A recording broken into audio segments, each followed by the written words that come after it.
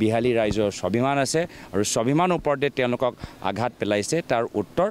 বিজেপিয়ে আহা উপনিৰ্বাচনৰ সময়ত পাব যে আমি বিহালীৰ ভিতৰত গোটেই কংগ্ৰেছটো গোটেই 100% জোৰ লগাবলৈ আমি প্ৰস্তুত হৈ আছোঁ কংগ্ৰেছৰ 100% ইয়াত জোৰ দেখা বিজেপি দলে দেখি পাইছে তো তেওঁলোকৰ নিশ্চয় শংকিত হোৱাটো স্বাভাৱিক বিজেপি চৰকাৰে নিবিচাৰে যে অসমৰ জনসাধাৰণ বিহালী জনসাধাৰণ নিজৰ বেদনা কংগ্ৰেছ দলৰ বিধায়কসকল সাংসদসকলৰ আগত প্ৰকাশ কৰে তাৰ কাৰণে বিজেপি দলে গোটেই শক্তি প্ৰদান কৰি অগণতান্ত্ৰিকভাৱে তেওঁলোকক বাধা দিছে আজি আমি কংগ্ৰেছ দলৰ হৈ যদি দেখিছোঁ যে বতৰ যথেষ্ট বেয়া আৰু সেইকাৰণে আমি মানুহক এটা সভালৈ মাতা নাই আমি ৰাইজৰ ওচৰলৈ গৈছোঁ আমি নামঘৰে সোমাই গাঁৱৰ ভিতৰত সোমাই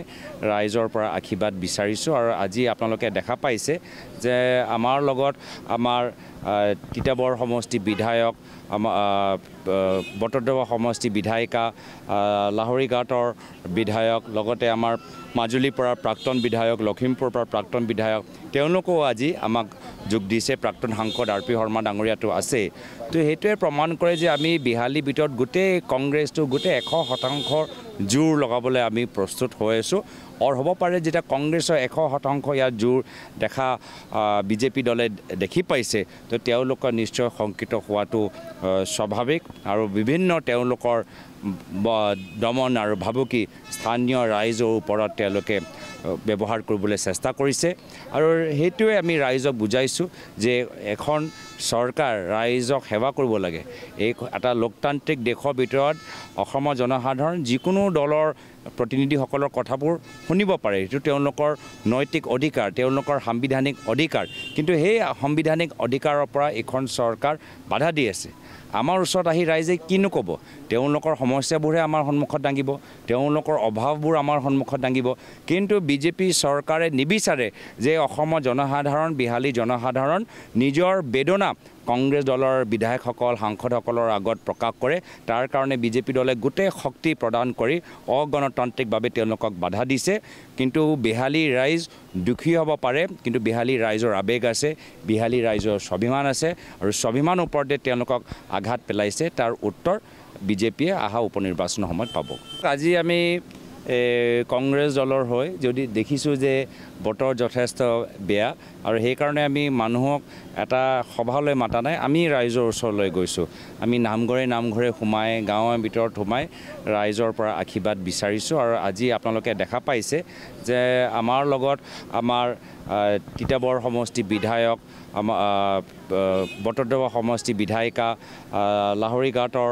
বিধায়ক লগতে আমাৰ মাজুলীৰ পৰা প্ৰাক্তন বিধায়ক লখিমপুৰৰ পৰা প্ৰাক্তন বিধায়ক তেওঁলোকেও আজি আমাক যোগ দিছে প্ৰাক্তন সাংসদ আৰ পি শৰ্মা ডাঙৰীয়াটো আছে তো সেইটোৱে প্ৰমাণ কৰে যে আমি বিহালীৰ ভিতৰত গোটেই কংগ্ৰেছটো গোটেই 100% জোৰ লগাবলৈ আমি প্ৰস্তুত হৈ আছোঁ আৰু হ'ব পাৰে যেতিয়া কংগ্ৰেছৰ 100% ইয়াত জোৰ দেখা বিজেপি দলে দেখি পাইছে তো তেওঁলোকৰ নিশ্চয় শংকিত হোৱাটো স্বাভাৱিক আৰু বিভিন্ন তেওঁলোকৰ দমন আৰু ভাবুকি স্থানীয় ৰাইজৰ ওপৰত তেওঁলোকে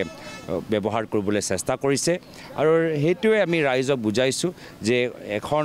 চৰকাৰ ৰাইজক সেৱা কৰিব লাগে এই এটা লোকতান্ত্ৰিক দেশৰ ভিতৰত অসমৰ জনসাধাৰণ যিকোনো দলৰ প্ৰতিনিধিসকলৰ কথাবোৰ শুনিব পাৰে এইটো তেওঁলোকৰ নৈতিক অধিকাৰ তেওঁলোকৰ সাংবিধানিক অধিকাৰ কিন্তু সেই সাংবিধানিক অধিকাৰৰ পৰা এখন চৰকাৰ বাধা দি আছে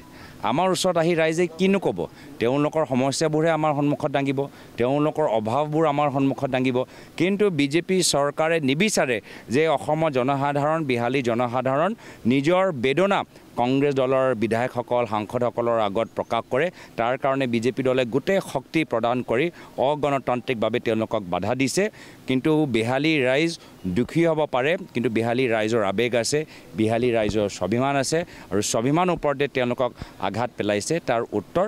বিজেপিয়ে আহা উপনিৰ্বাচনৰ সময়ত পাব